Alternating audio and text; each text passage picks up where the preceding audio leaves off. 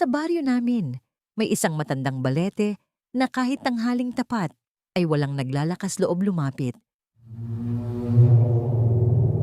Dahil ayon sa mga matatanda, may sumpang nakakabit sa sino mang gagambala rito. At ang pinakamasama, minsan na yung nangyari sa sarili naming pamilya. Ang sumpa ng matandang balete, totoong karanasan sa probinsya. Lumaki ako sa isang maliit na baryo na napapaligiran ng palayan, ilog at makakapal na puno. Tahimik ang buhay doon. Kilala halos ng lahat ang isa't isa. Pero sa likod ng katahimikan ng baryo namin, may isang lugar na kahit matatapang ay iniiwasan. Isang matandang balete sa dulo ng lumang daan. Napakalaki nito. Halos 5 tao ang kailangan para lang mayakap ang puno. Ang mga ugat nito ay nakausli sa lupa na parang mga ahas na gumagapang. Kahit tirik ang araw, kakaiba ang dilim sa ilalim ng puno. At simula pagkabata namin, paulit-ulit na kaming binabalaan ng mga matatanda. Huwag kayong sisigaw sa tabi ng balete. Huwag kayong mag-uuwi ng kahit anong galing doon. At higit sa lahat, huwag kayong dadaan doon kapag gabi.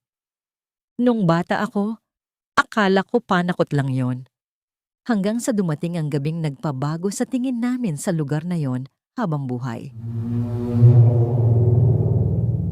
Ayon sa lolo ko, bago pa raw magkaroon ng baryo roon, may pamilya raw na nakatira malapit sa balete. Tahimik lang daw silang namumuhay hanggang isang gabi. Bigla na lang daw naglaho ang bunsong anak nilang babae. Ilang araw siyang hinanap hanggang sa may nakakita raw ng maliit na tsinelas sa ilalim ng balete. Pero ang bata, hindi na nakita kailanman. Pagkatapos noon, sunod-sunod na raw ang nangyaring kakaiba. May mga magsasakang nakakakita ng babaeng nakaputi sa gitna ng bukid. May naririnig na umiiyak sa gabi. May mga hayop na natatagpo ang patay malapit sa puno.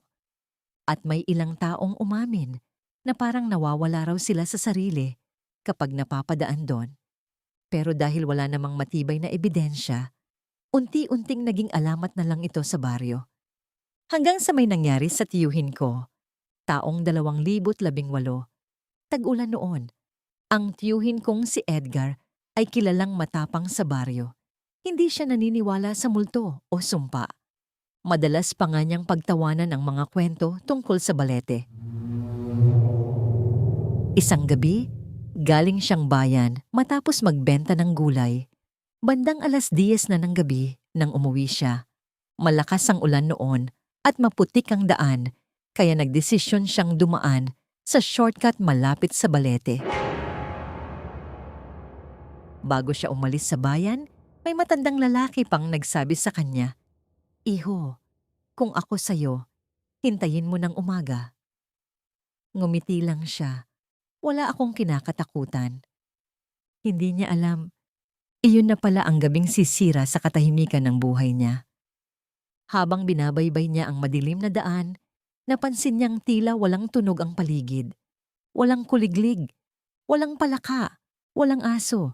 Tahimik, sobrang tahimik, hanggang sa biglang namatay ang ilaw ng motorsiklo niya. Kasunod noon ang pagpatay ng makina. Napamura siya habang paulit-ulit sinusubukang paandarin. Pero ayaw talaga at doon niya naamoy isang mabahong amoy. Parang nabubulok na hayop. Dahan-dahan siyang napatingin sa balete. At doon niya nakita, may anino sa ilalim ng puno. Akala niya tao lang, pero habang tumatama ang kidlat, napansin niyang sobrang tangkad nito, halos abot ang mga sanga, at hindi normal ang hugis ng katawan.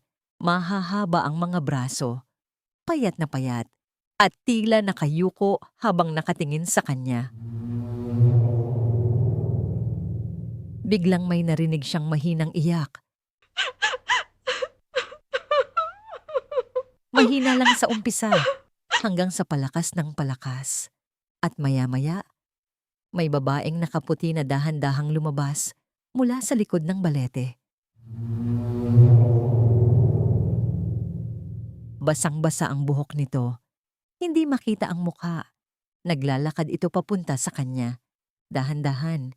Hindi normal ang kilos. Parang bali-bali ang katawan. Doon na siya natakot.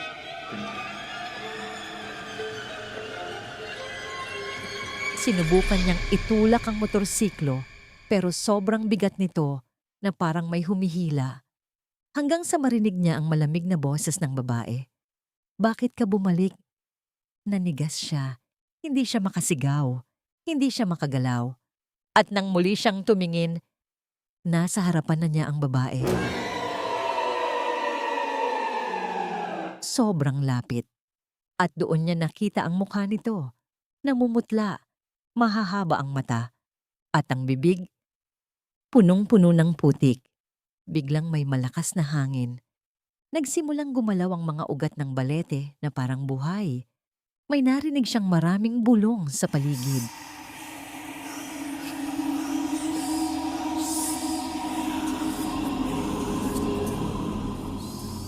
Parang may mga taong sabay-sabay nagsasalita. Paulit-ulit nilang sinasabi, "Sumama ka na. Dito ka na. Huwag ka nang umalis." Sa sobrang takot, napapikit siya habang paulit-ulit nagdarasal. At biglang, umilaw muli ang motorsiklo. Hindi na siya nag-isip. Mabilis siyang umalis habang halos mawalan ng kontrol sa pagmamaneho. Pero habang tumatakbo siya, napansin niya sa side mirror. May babaeng nakasakay sa likod niya. Pagdating niya sa bahay, sobrang putla niya.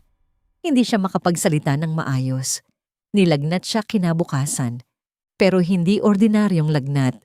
Tuwing gabi, sumisigaw siya habang tulog. May mga pasa siyang lumalabas sa katawan kahit walang sugat.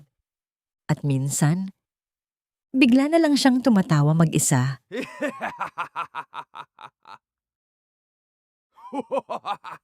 Isang gabi, nagising ang lola ko dahil may narinig siyang naglalakad sa bubong. Pagtingin niya sa bintana, nakita niya raw ang babaeng nakaputi na nakatayo sa puno ng mangga malapit sa bahay. Nakatitig lang at pagkatapos noon, biglang nagwala ang tiyuhin ko. Paulit-ulit niyang sinisigaw, "Papasukin niyo sila." Dahil sa takot, nagpatawag sila ng matandang albularyo mula sa kabilang baryo. Pagpasok pa lang nito sa bahay, bigla raw itong napahinto. Taga-balet ang sumunod sa kanya. Ayon sa albularyo, may mga espiritong naninirahan daw sa matandang puno at may mga taong hindi nila pinapauwi kapag nagambala sila.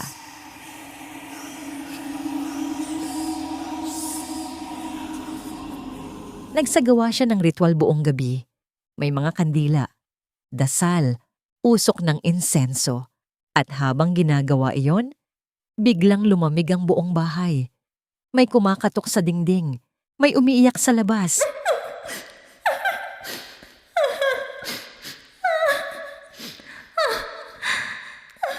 At biglang nagsalita ang tiyuhin ko sa boses na hindi kanya. Hindi pa siya amin. Lahat kami natakot. Kinabukasan, sinabi ng albularyo ang isang bagay na hanggang ngayon ay hindi namin makalimutan. May dala raw palang maliit na ugat ng balete ang tiyuhin ko sa kanyang motorsiklo. Nadikit iyon sa gulong nang tumigil siya malapit sa puno. At ayon sa matatanda, bawal mag-uwi ng kahit anong galing sa balete dahil parang pag-anyaya raw yon sa mga nilalang na naninirahan doon. Agad nilang sinunog ang ugat. At matapos noon, unti-unting bumuti ang pakiramdam ng tiyuhin ko.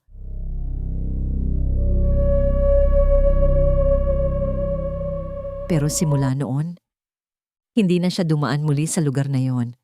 Hanggang ngayon, nakatayo pa rin ang matandang balete sa baryo namin. Mas lalo pa itong lumaki. At kapag gabi, may mga tao pa ring nagsasabing may nakikita silang babaeng nakaputi sa ilalim nito.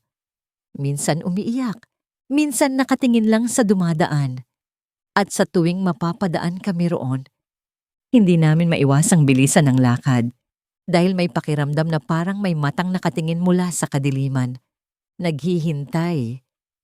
Sa susunod na taong manggugulo sa matandang balete, hindi man natin kayang ipaliwanag ang lahat ng bagay sa mundo, mahalaga pa rin ang pagrespeto sa mga lugar na matagal nang may misteryo at babala mula sa matatanda. Dahil minsan, ang mga kwentong akala natin ay alamat lang, maaaring may bahid pala ng katotohanan.